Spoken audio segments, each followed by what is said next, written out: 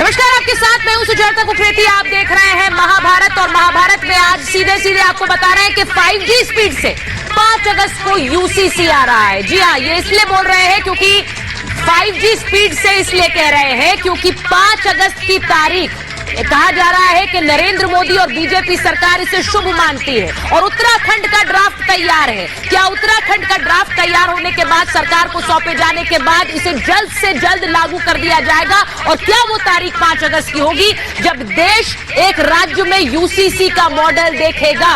ये क्या मॉडल होगा और इसी मॉडल पर क्या देश के यूसीसी का मॉडल होगा? आज इसी पर बात कर रही हूं और इसी के साथ साथ आपको यह भी बता रही हूं कि किस तरह से यूसीसी का ये मॉडल देश में आने की पूरी तैयारी कर ली गई है।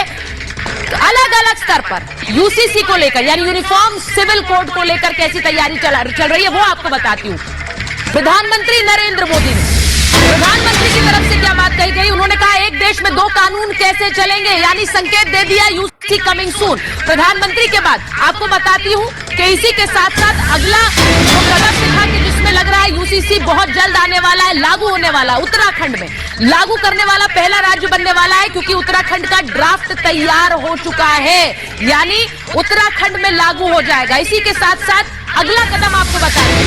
अगला कदम यह भी कि मॉडल ड्राफ्ट जो उत्तराखंड में ड्राफ्ट कमेटी ने तैयार कर लिया है, यूसीसी पर मॉडल तैयार हो चुका है, वो क्या मॉडल ड्राफ्ट होगा? उसी की तर्ज पर पूरे देश में यूनिफॉर्म सिविल कोड लागू होगा। अगला कदम आपको बता दूं, मॉडल ड्राफ्ट के साथ साथ संसद में कैसी तैयारी हो गई है। संसद में स्टैंडिंग कमेटी की 3 जुलाई को बैठक है।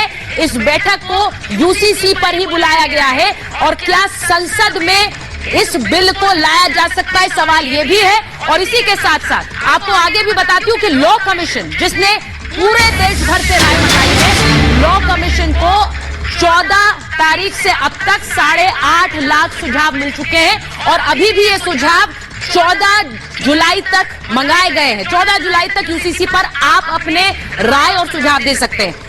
इसी के साथ साथ बड़ी खबर आपको एक और बता दूं, इसी मॉनसून सत्र में क्या यूसीसी लागू हो सकता है? कहा यह जा रहा है कि सरकार इसी मॉनसून सत्र में यूसीसी को लेकर बिल ला सकती है। यह बड़ी खबर आपको बता रही, यूसीसी पर बिल ला सकती है केंद्र सरकार और इसी मॉनसून सत्र में ला सकती है, यानी कितनी तेजी से बढ़ रही है इसका अंदाजा आप लगा सकते हैं।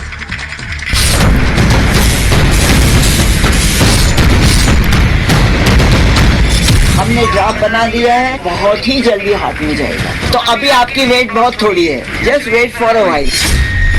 जैसे ही हमको ड्राफ्ट मिलेगा हम उसका अवलोकन करेंगे, उसके बाद जो आगे की कार्रवाई होती है। फिर यूनिफॉर्म सिविल कोड का औचित्य क्या है? ये ध्रुवीकरण का एक और मसौदा है। इससे जो है सामाजिक समरसता बनेगी, बात मिटेगी, खाई मिटेगी। एक विधान एक कानून होना चाहिए। 9 साल बाद हुकूमत करने के बाद जब 2024 में नैया डगमगा रही है, यूनिफॉर्म सिविल कोड की बात कर रहे हैं, मजाक कर रहे हैं क्या? इस समावेशी सुधार से उनका जो सांप्रदायिक वार है वो पूरी तरह से ध्वस्त होगा, पूरी तरह से फेल होगा। वो यूनिफॉर्म सिविल कोड की नहीं बात कर रहे, वो हिंदू सिविल कोड की बात कर रहे। भारत के प्रधानमंत्री को एलर्जी है प्लुरलिज्म और डाइवर्सिटी से।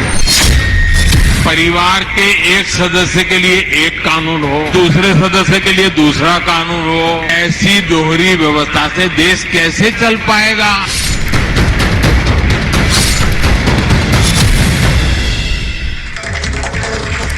और मैं आपको बता दूं कि 5 लोगों की एक एक्सपर्ट कमेटी बनी है जिसने यूसीसी पर उत्तराखंड का ये ड्राफ्ट तैयार किया है। 13 महीने में कमेटी की 63 बैठकें हुई हैं, ये आपको बताना जरूरी है। उप समिति ने जनता से भी बात की क्योंकि उन्होंने आज बताया कि जनता से भी बात की है, राजनीतिक दलों से भी बात की, 20,000 से ज्यादा लोगों से चर्चा की है उन्होंने और इसी के साथ साथ 2,31,000 लिखित सुझाव भी दिए गए हैं। तो ये सब कुछ हुआ है इस ड्राफ्ट को बनाने में, जो बार बार कहा जा रहा था कि लोगों की राय ली जाए, लोगों की राय शुमारी की जाए, विशेषज्ञों संगठनों से भी राय शुमारी और इसी के साथ साथ धार्मिक दलों से भी, राजनीतिक दलों से भी इसको लेकर चर्चा के बाद उत्तराखंड का ये ड्राफ्ट तैयार हुआ है। मैं एक बार बता दूं, मेरे साथ आज महाभारत में मेहमान कौन जुड़ रहे हैं। मेरे साथ एआईएमआईएम के राष्ट्रीय प्रवक्ता वारिस पठान साहब जुड़ रहे हैं, हमारे साथ शहजाद पूनावाला जुड़ रहे हैं जो कि बीजेपी के राष्ट्रीय प्रवक्ता है, राजकुमार भाटी जी जो कि समाजवादी पार्टी के राष्ट्रीय प्रवक्ता है, और इसी के साथ साथ अश्विनी उपाध्याय सुप्रीम कोर्ट के वरिष्ठ वकील हैं। मैं सीधे